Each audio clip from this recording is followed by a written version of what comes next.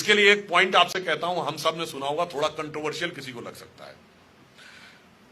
Alexander आया, porous को हराया, पोरस को बंदी बनाया, फिर पूछा कि तुम्हारे साथ कैसा बर्ताव किया जाए, जैसा एक राजा दूसरे राजा के साथ करता है। पोरस को छोड़ दिया, वापस गया। रास्ते में एक ट्राइबल ने उसके ऊपर अटैक किया, जिसमें उसको चोट लग गई, और चोट लगने के बाद वो घायल हो गया, और रास्ते में अलेक्जेंड्रिया में उसकी डेथ हो गई।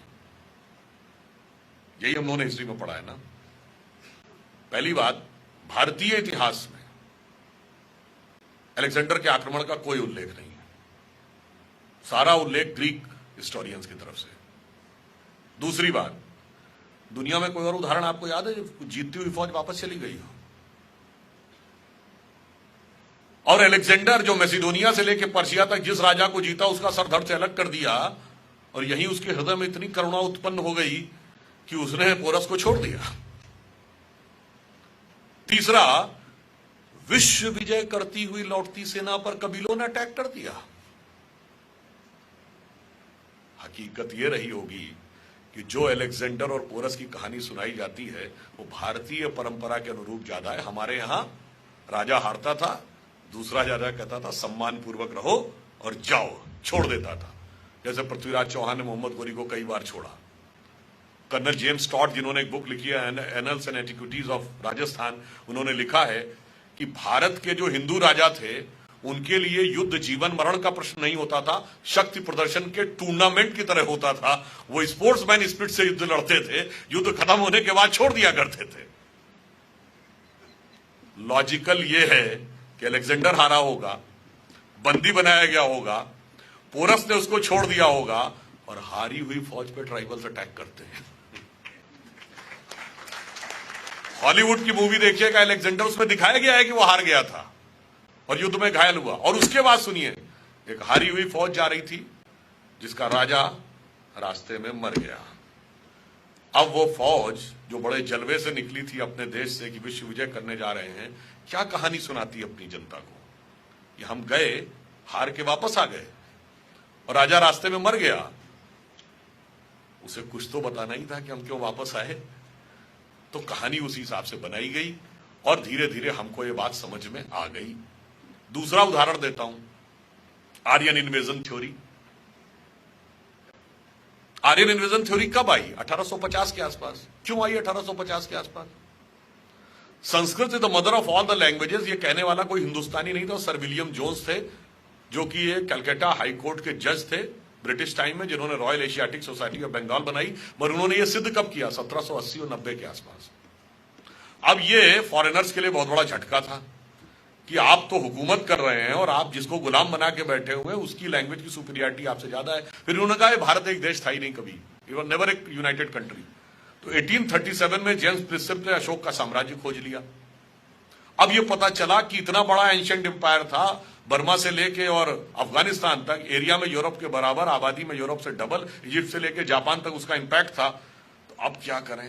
अब तो पॉलिटिकली भी हमसे सुपीरियर दिख रहे हैं, नॉलेज में भी हमसे सुपीरियर दिख रहे हैं, लैंग्वेज में भी हमसे सुपीरियर दिख रहे हैं। तो अब एक ही तरीका है कि ये सुपीरियरिटी हम लेके आए थे, और वहां से आर्यन इन्वेजन थ्योरी आकर खड़ी हो गई।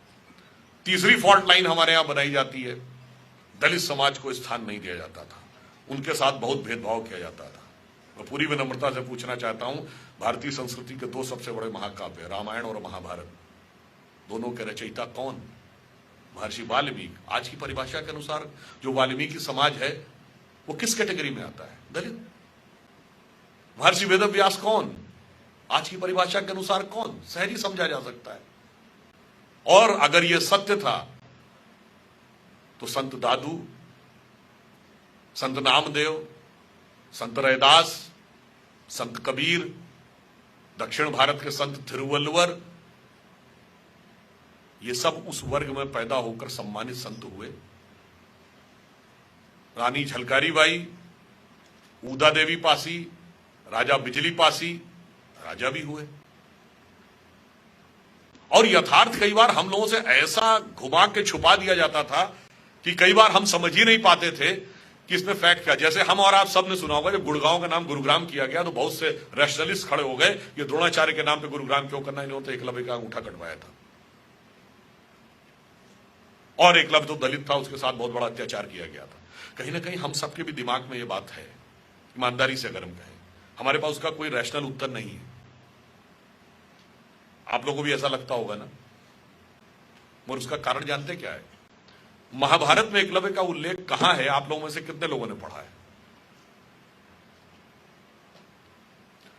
हमारे में से 99 लोगों ने वो नहीं पढ़ा। इवन चैप्टर भी नहीं पता होगा किस चैप्टर में एकलव्य का उल्लेख है। एकलव्य का उल्लेख महाभारत के वन पर्व में आता है। जब वो घटना है ना कि वो कुत्ते के मुंह में इतने सारे बाण थे और जब निकाला तो एक भी जगह पे उसके खून नहीं लगा हुआ था, तो अर्जुन चकित हुए कि इतना बड़ा धनुर्धर कौन आ गया। तो वो एकलव्य प्रकट होता है और द्रोणाचार्य उससे पूछते हैं तुम्हारा गुरु कौन है? तो वो कहते हैं आप ही हैं मेरे गुरु। उन्होंने कहा मैंने तो तुम्हें देखा नहीं, मैंने तो कभी जाना नहीं, तुम गुरु कैसे हो गए? एकलव्य तुम अपना, वो पूछते हैं बालक तुम अपना परिचय दो। तो एकलव्य कहता है मैं मगध नरेश जरासंध के प्रधान सेनापति हिरण्यधनु का पुत्र Eklavya. He was the son of the chief of the arm forces of Magadh. अब दो में से एक बात मान लीजिए, जो कहते हैं या तो मान लीजिए कि दलित कमांडर इन चीफ होते थे या एकलव्य दलित नहीं था, और दोनों ही नहीं मानेंगे और दोनों ही बातों को अपने अपने हिसाब से प्रयोग करेंगे। और वहां पर उल्लेख ये नहीं है कि तीर चलाने से किसी को रोकना है। तीर तो भील भी चलाते थे। याद करिए महाभारत के अंतिम समय में, पुरुष बलि नहीं होते समय हो तो बलवान, भीलन लूटी गोपिका सोई अर्जुन सोई बाण। बात यह थी कि दिव्य अस्त्र यानी डिवाइन वेपन्स वो चलाने का अधिकार किसके पास होना चाहिए? Chief of the arm forces के पास होना चाहिए। क्या एटम बम रहता तो पोजीशन में आर्म फोर्सेस के है, न्यूक्लियर बटन किसके पास रहता है? Chief of the arm forces के पास नहीं। किसके पास रहता है? प्राइम मिनिस्टर के पास। तो दिव्य अस्त्र का संधान सिर्फ राजा करेगा, यह सिद्धांत है। And it has to be ensured that alone and alone commander in chief should not have authority to execute that type of weapon. It has to be ensured. तो वो उसका प्रतीक था। चलिए अन्याय हुआ, उसको प्रस्तुत किया गया अन्याय होने के रूप में। फिर द्रोणाचार्य की डेथ कैसे हुई? जब द्रोणाचार्य को अपने पुत्र अश्वत्थामा के मृत्यु का समाचार मिलता तो उन्होंने तो सारे अस्त्र शस्त्र सिखाए थे। उन्हें क्रोध आता है, अभी लो ब्रह्मास्त्र का संधान करता हूं, खत्म करता हूं पांडवों की सेना। जैसे ही वो संधान करते हैं तो भरद्वाज ऋषि समेत उनके पूर्वज प्रकट होकर कहते हैं क्या कर रहे हैं भाई, ये मर्यादा का अतिक्रमण है। You are not the owner and executor of this knowledge, you are the trustee of this knowledge. Like atom bomb बनाता कौन है? डीआरडीओ।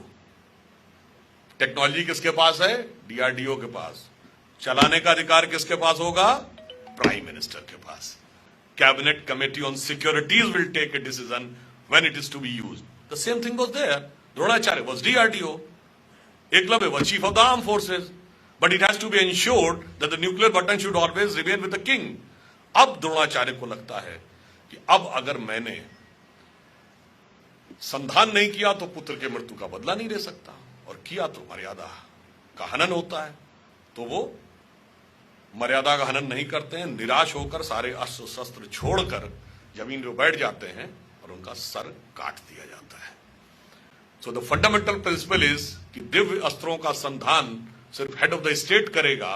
इसके अनुपालन के लिए यदि एकलव्य का अंगूठा कटा तो उसी के अनुपालन के लिए द्रोणाचार्य का सर कटा। मगर चूंकि हम लोगों ने वो चीजें पढ़ी नहीं और अपने हिसाब से वो चीजें जो हमें बताई गई उससे हम कहीं ना कहीं वो लोग जो एजेंडा था ना कि हम ग्लानि हमारे अंदर होनी चाहिए, वो सेटल हो गए।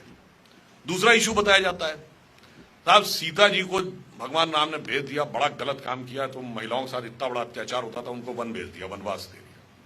ठीक है साहब, सीता जी को तो वनवास भगवान राम ने भेजा, ये राम को वनवास किसने भेजा था? कैकेयी ने भेजा था ना।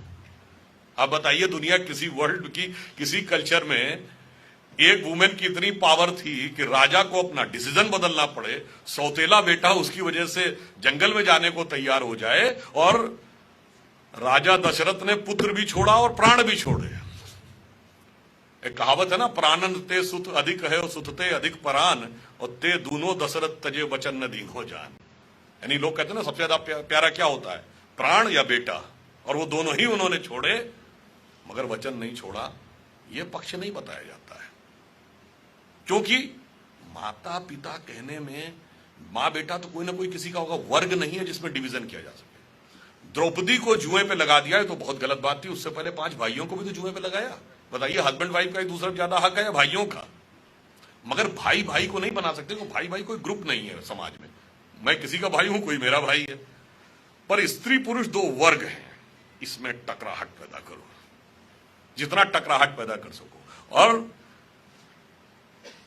ध्यान नहीं रहता होगा बहुत सी चीजों में, रामायण और महाभारत दोनों का अंत कहां पे होता है? रामायण का अंत भगवान राम के राज्याभिषेक पे नहीं होता। जब अश्वमेध यज्ञ का घोड़ा लवकुश पकड़ लेते हैं, भगवान राम की सारी सेना को परास्त कर देते हैं, भगवान राम स्वयं युद्ध करने के लिए आते हैं, तब सीता माता आके कहती हैं युद्ध मत करो, ये तुम्हारे पिता हैं। तब भगवान राम अपनी गलती पर पश्चाताप करते हैं, उनसे कहते हैं कि आप वापस चलिए। सीता जी नहीं जाती हैं और धरती में समा जाती हैं। This is the end point of Ramayana. And end point of Mahabharata क्या है? युधिष्ठिर के राज्याभिषेक से नहीं, न यादवी वंश के समाप्त होने से। भगवान कृष्ण की मृत्यु द्वारका में बहिलिये के द्वारा तीर लगने से क्यों हुई थी? गांधारी के श्राप से, कि जैसे मेरे पुत्र की मृत्यु हुई ऐसे ही तुम्हारी मृत्यु होगी। इसका अर्थ क्या हुआ? दोनों ही महाकाव्य ईश्वरी शक्तियों की आसुरी शक्तियों पर विजय पर समाप्त नहीं हो रहे हैं, ईश्वर के ईश्वरत्व पर स्त्री के सतीत्व की विजय पर समाप्त हो रहे हैं। मगर इसके बावजूद हमें दूसरे ढंग से बताया गया। मैं सिर्फ ये कहना चाहूंगा, जितने भी फॉल्ट लाइंस हैं, आप थोड़ा थोड़ा एनालिसिस, इसमें मैंने आपको कोई भी ऐसी चीज नहीं बताई जो आप सबको नहीं पता थी। केवल यह है कि हमने उसका कनेक्शन नहीं स्टैब्लिश किया था। कनेक्शन स्टैब्लिश करिए, एवरीथिंग विल बी क्लियर। और मैं सिर्फ ये कहना चाहता हूं, अंत में परिवर्तन का काल चल रहा है और परिवर्तन का दिशा निर्देश उंगली करती है। उंगली को सही ढंग से प्रयोग करेंगे तो सही दिशा में देश जाएगा। और ये भी आप तय मान लीजिए कि ये डिसाइडेड है, this is decided by destiny कि ये होना है। आप कहेंगे कैसे मान ले जी? मैं आपसे पूछता हूं, 1 जनवरी 1901 को जब इस देश में सूरज उगा तो इस देश में किसकी सरकार थी? अंग्रेज की। 1 जनवरी 1951 को किसकी सरकार थी? कांग्रेस की। और 1 जनवरी सन 2001 को जब 21वीं सदी के पहले सूरज की पहली किरण इस धरती पर पड़ी तो किसकी सरकार थी? अटल जी के नेतृत्व में हमारी सरकार थी। और अगले दशक में मोदी जी के नेतृत्व में स्पष्ट बहुमत आया। इसका मतलब क्या हुआ? यह नियति का संकेत है। This is the design of destiny. जिस तरफ हम जा रहे हैं, जो मैंने पहले कहा था, हर 20 साल में बदल रहा है। अब आप ये समझ लीजिए कि भगवान कृष्ण ने भी जब गीता में पूरा उपदेश दे दिया था, उसके बाद भी अर्जुन को कॉन्फिडेंस नहीं आया था।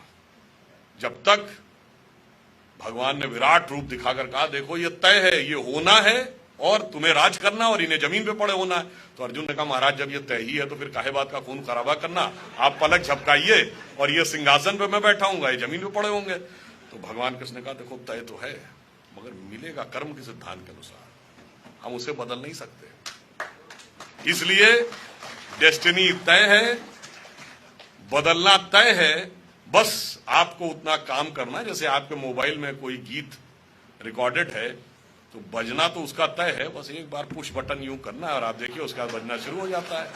इसलिए अंत में कहते हुए अपनी बात समाप्त करूंगा कि India is considered as the youngest nation in the world.